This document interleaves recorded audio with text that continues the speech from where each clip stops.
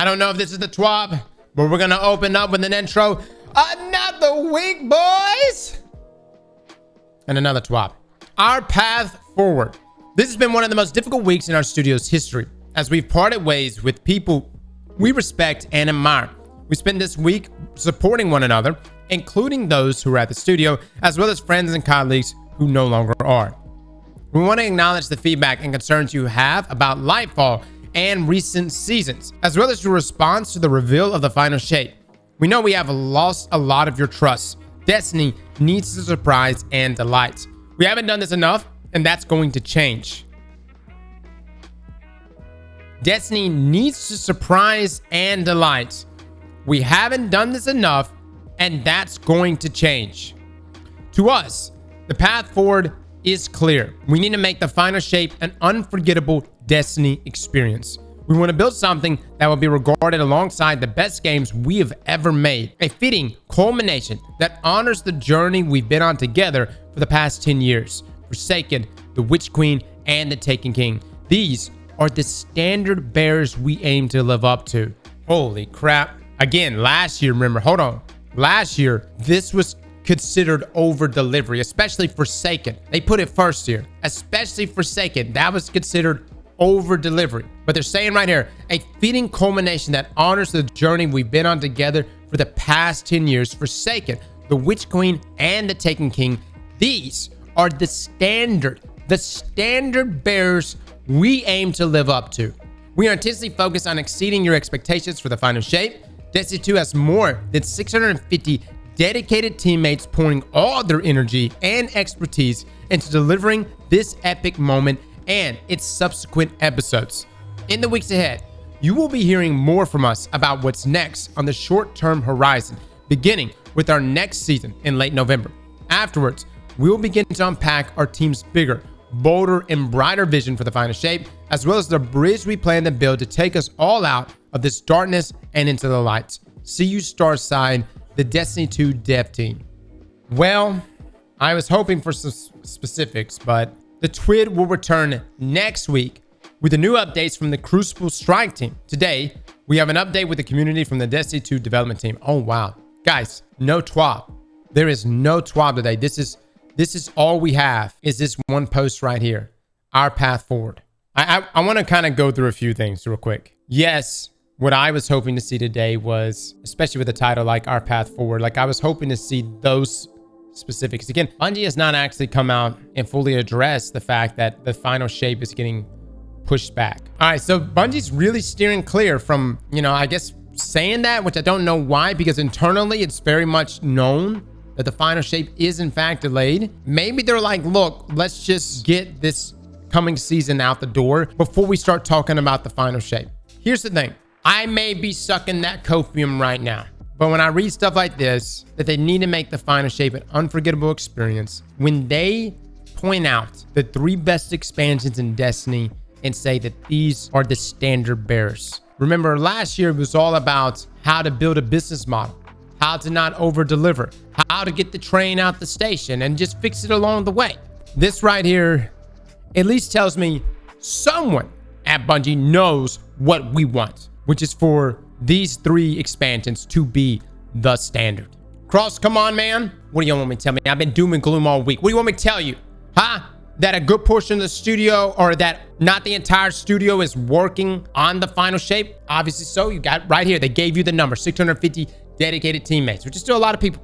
It makes me sad that people, it makes me sad that people were let go too, guys. I wish people weren't let go. I wish everybody had, could work there and people got to live out their dream jobs. I really do. I wish that. I wish Destiny 2 was as great as I know many of us believe it can be. I would have loved to have seen, hey, this is the path forward, as in like, here are the details. We're pushing things back. But the way this article comes off is just more like, not this week. I'm not going to talk about it this week. Hence why we don't have a TWAB. And I will say, with Bungie not having a TWAB this week, which, let me just say this. If Bungie would have had a TWAB this week, can you imagine how bad that would have went? Hey, make sure you get those last Eververse armor sets. Don't forget your mementos. Buy your event cards. That would have been awful. It's probably a good thing there was no TWAB, especially considering you let go of, the people that we were used to reading, or the people that used to write the TWABs that we've been used to reading, What a load of bullshit, man. Not even an apology. It's not us they need to apologize to. I've had a lot of conversations over the past, especially the past 24 hours with folks.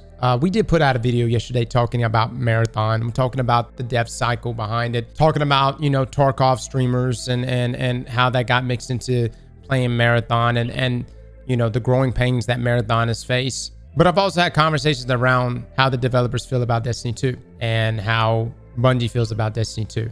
This is coming from folks that are still at Bungie, and I just letting you know they got their heart in it. At least in my conversations with them, they got their heart in it. At the same time, if you request a refund, dude, that's a you decision. Don't hate on anybody that's refunding the game. Don't hate on anybody that's following through. At this point, we're in the final lap. Of course, I'm going to finish this thing out. I think this is definitely one of those situations where we truly have to just wait and see. I would have loved it if the quote unquote higher ups at Bungie, pulled a Nintendo, came out and said, look, we're taking a pay cut until the launch of Final Shape. That the amount of goodwill that would have inspired, not just for us, but especially for the company itself. I don't think anything like that has happened. But I can tell you right now, in my conversations with the people that are actually working on the game, working on Destiny 2, the heart is in it. And it's just going to take time to see if that's true or not. It's just going to take time to see if it's true. It's going to take time to see if that's actually the case and whether or not the Final Shape is going to deliver. Take time, bro. It's been 10 years. Yeah, and we've had some banging expansions in 10 years. And some lackluster ones for sure. Marathon is probably delayed to get all hands on deck to save Destiny, but I'm probably pulling this out of my ass. No, I don't think the dev cycle for Marathon has halted at all. I think that Marathon development is still going forward, and the delay for Marathon is definitely separate. It has nothing really to do with too much with Destiny. I think Marathon is being delayed for its own reasons. Was my Marathon video taken down earlier? Yes, because I don't want to get anyone in trouble. That's really why I was taken down, guys. And at the end of the day, that's not what I want. I really don't want us to be that kind of, I don't want us to be there are great journalists out there. We just want to play games, man. What are my thoughts on the article? I wish there was more. I really do. I wish there was more to this, but at the same time, I think that, I don't know who wrote this article. I do know that internally that Bungie is very focused on making D2 or making the Final Shape pop. And I think at this point, they're not going to try to use words to convince people of that, right?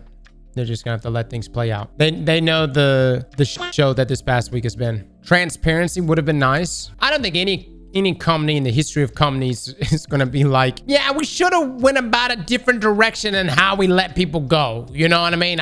They're not gonna say that here. They're not gonna say that to us, the gaming community. I don't know, man. The details surrounding the layoffs too. It's just real. It's so weird. I don't know. How would you get rid of people if you want change? The thing is, though, it's like, what kind of a work environment are you trying to create? Are you trying to create change based on fear? Were these really positions that needed to be vacant because of overhiring from COVID? I don't know. Maybe to bring in better people. It takes too long to onboard anyone, guys. It would by the time Final Shape comes on, if they brought in new people right now to onboard, it would literally take months to onboard them to even get them in a position to actually be making, big strides in development. This is it. This is your squad right here. 650 dedicated people.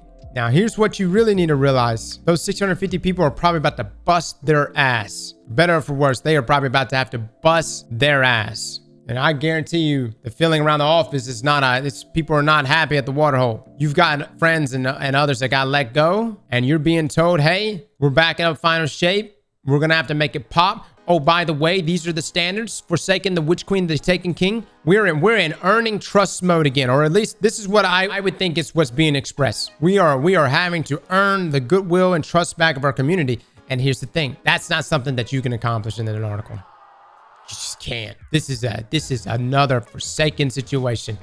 You think an article leading up to Forsaken gave us hope? No TWAB. Even the stuff they were teasing. It wasn't until we made our first video on Trackless Waste and it had random roles that everyone said, oh shit, we back. This is definitely a moment where Bungie's just gonna have to show. They're just gonna have to show. And man, that's just gonna take time. And whatever happens between now and then, it's gonna be probably pretty quiet, probably pretty dead. Especially once the new season launches. We're gonna have the new season, have the dawning, and then things are gonna be dead. Probably from January, mid-January on, there's not going to be much of anything happening. Did they confirm the delay? No, they didn't confirm they didn't say we've moved it and backed it up to June. Here's my concern, guys. It may not be June. They may drop it to all the way to September. We know a delay is coming. We just don't know how big of a delay it is. Guys, I don't know that. I'm just saying that if they're really committed to making this be the best Destiny expansion, the most unforgettable Destiny experience, the question is can they accomplish that before June? Because anything less than excellence, we won't accept. You guys won't accept. So for my folks that are coming in here today, wanting answers on the internal works of Bungie, I think at this point, you know, Bungie's not going to say anything. I don't think next week's TWAB is really going to bring a host of new information. I don't think Bungie's going to disclose why they did the layoffs outside of what you've already seen with the minus 45% revenue projections being a miss. I don't think they're going to disclose really anything to us on that front. This is definitely an article that's saying, hey, just wait and see. Slap that like button like your mama told you right.